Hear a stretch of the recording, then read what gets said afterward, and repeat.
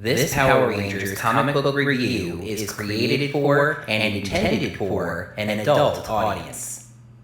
Alright. No one. I wonder, can I bring it vertically higher?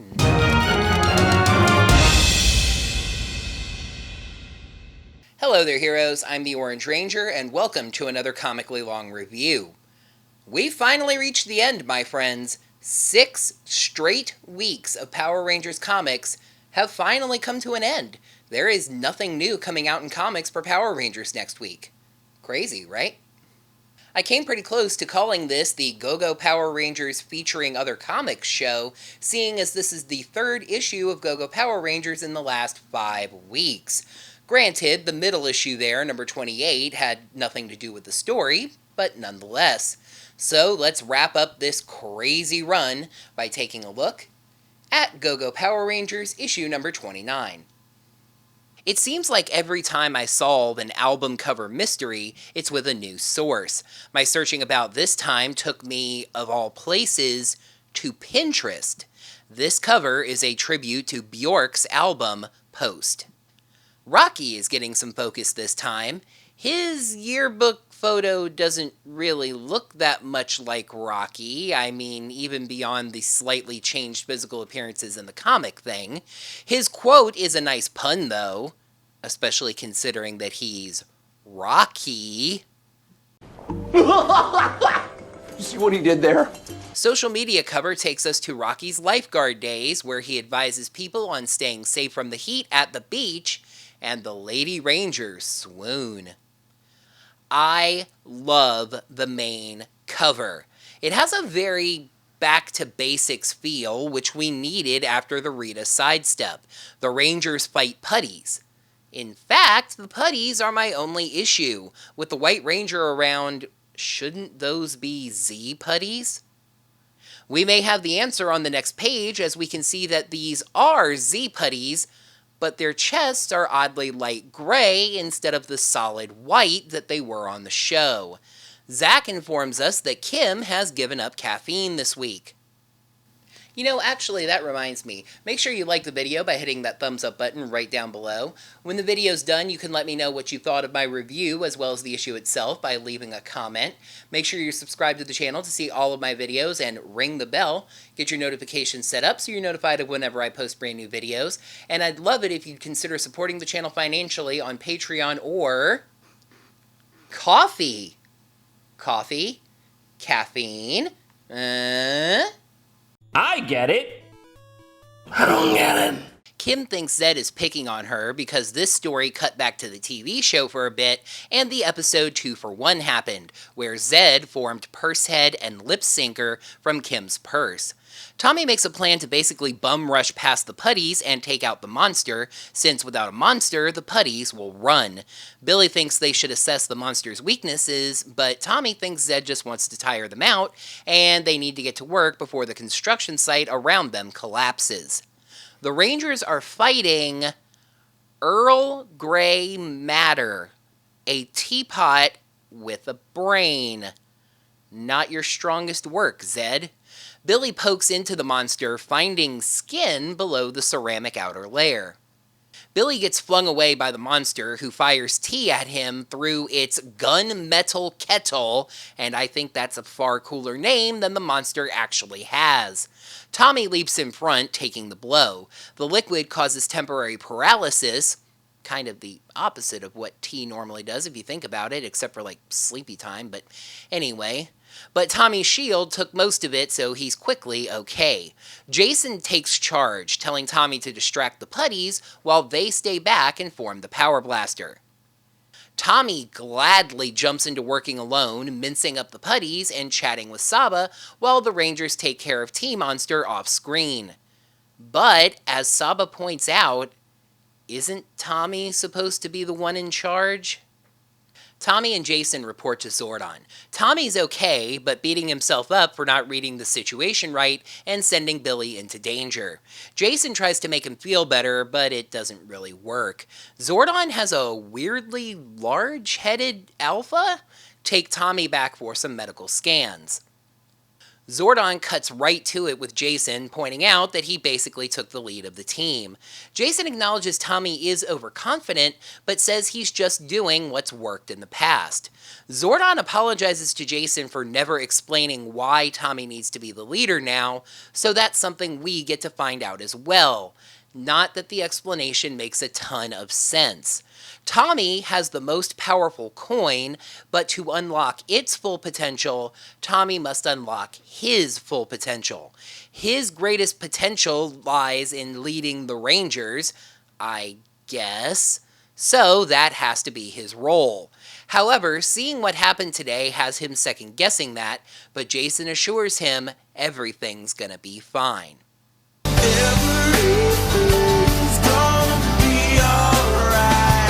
Billy is adding Earl Grey matter to the history banks, but Zack asks him not to, since almost losing to a teapot is kind of embarrassing.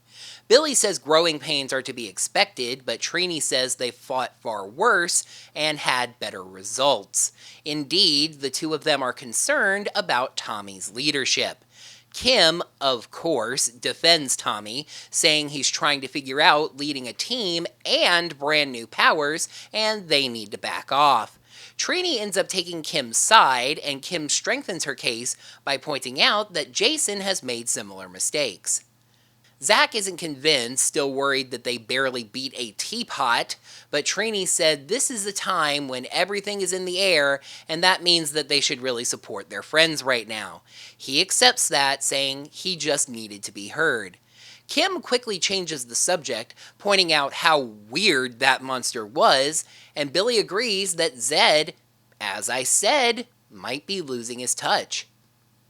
Skimming this page for time, the monster was a distraction, Squat and Babu going to Earth and getting Zed some kind of crystal. Zed is after Promethea, the station that's the work of Grace Sterling that some of you Power Rangers fans know better as Terra Venture. Especially that one secret room inside Promethea, as he wonders what Grace is hiding in there.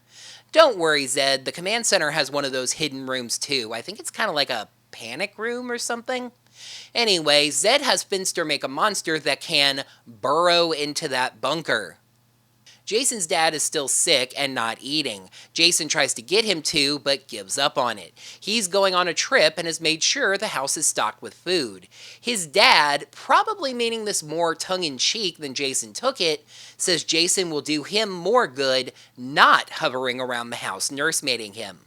Billy asks Kim and Trini about Switzerland. That's right, we're introducing the Peace Summit.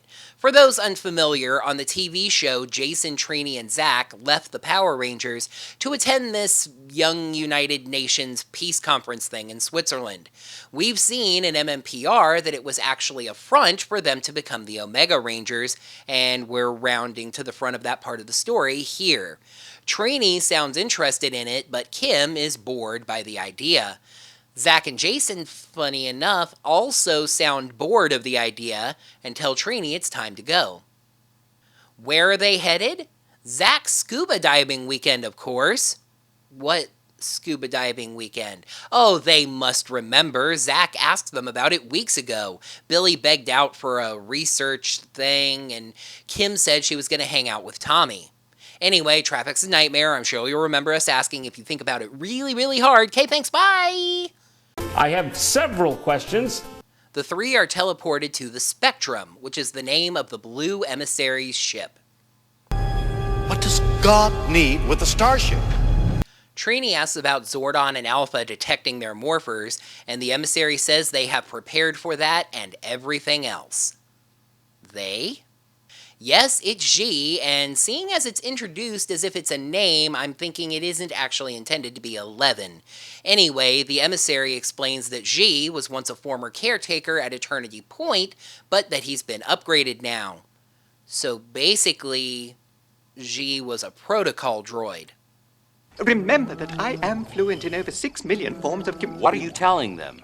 This being when they're just meeting, G is short and snarky with the Rangers, and they learn that they are headed to deep space.